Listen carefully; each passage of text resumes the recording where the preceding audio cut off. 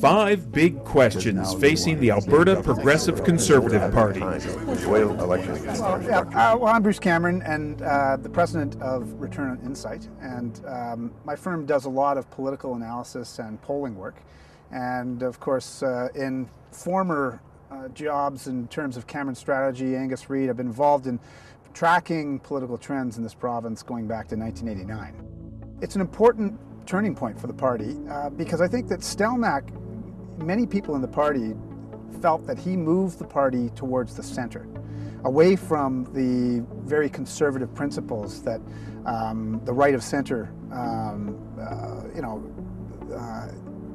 basically philosophy around which the party was formed. And he moved it into the center partly to get a lot of the votes in Edmonton and in and around Edmonton. A lot of people in Edmonton flocked to it because it was a moderate conservative vision. And I think right now what's at stake is whether it is that big tent moderate conservative, the red Tory vision, or whether the party says it's time to actually fight fire with fire and go further right to address the attack that they're getting from the right wing, from the emergence of the Wild Rose. Is the party at risk of schism? Oh, absolutely. I think it's already done. I mean, this is the issue that is fascinating, is that if Ted Morton had had this opportunity 2 years ago, I would give his chances of winning the leadership race, they'd be much better. I mean, right now, the chances of his winning the leadership race are much smaller because a lot of the people who would vote for Ted have already left the party. I think the biggest unknown is the extent to which some of the policies around land use that haven't got a lot of play in the cities, but especially Bill 50, and others that have affected Bill 50 about the transmission lines and where they go and the ministerial decision-making powers to decide it's going there regardless of public input. Those types of fairly draconian things that were put into place that really riled up the rural areas didn't get a lot of play in the cities, but that is really going to be a big determinant of how they do, how the Progressive Conservatives will do relative to the Wild Rose. So that's one of those things. The extent to which Bill 50, as an example of one of the policies that Stelmach brought forward, stays with them, or whether they're able to actually move beyond it. So I think a lot of Conservatives, when they're thinking about the leadership equation, will be wondering, can we mute the Liberal or Alberta Party rise by going with somebody who's more inclusive and can win in the cities? And, the old equation used to be you had Calgary and the rural areas, and that could run the province. And then Ed turned it on its head, and it was Edmonton and the rural areas. That alliance, Edmonton and the rural areas, isn't going to last. I can't see it lasting because the interests are fairly divergent. Right now, I would say it's Gary Marr's race to lose. Assuming that goes forward, Gary Marr's campaign picks up. When I go back and look at the polling that we did around the campaign, the last leadership campaign, his name was consistently raised by the public, even though he had said several times that he wasn't going to be running.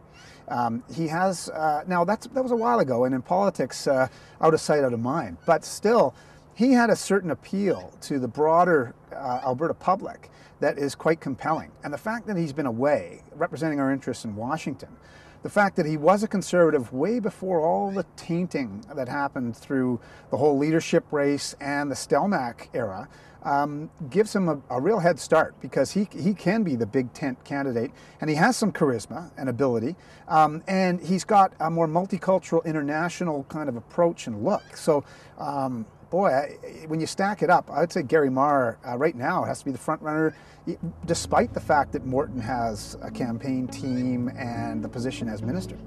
I think the key issue to watch in the leadership race, and you saw it a little bit when the battle or perceived battle between Morton and Stelmach over the budget, it really is, what is the direction of the budget priorities for this government over the next 2 years?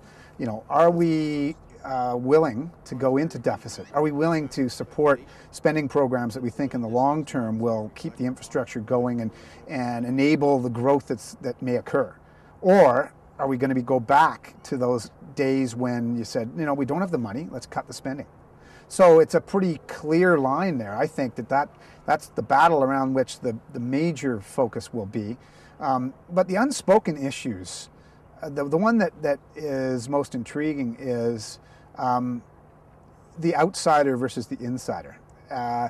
if you were around that cabinet table and you said yes to Bill 50 and you said yes to Bill 19 and Bill 36 and you said yes to the policies around the oil and gas review, it's going to be hard to do some backtracking now that you're running as leader, and yet you were at the cabinet table talking about that, even if you were a lone voice against it.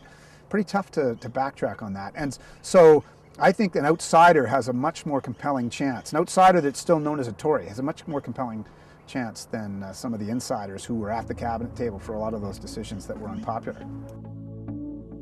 I think they have to, the PCs will have to elect a leader that is engaging and has a vision, and a leader that really is looking beyond the next 5 years. And so often the leadership races within the PCs, especially the last one, were decided based on who they didn't want.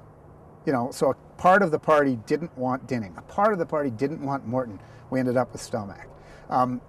If that happens again, the party is going to be really facing a tough election. If they actually do rally around one candidate that can overwhelmingly win, who has articulated a vision, then I think they have a strong opportunity to win again.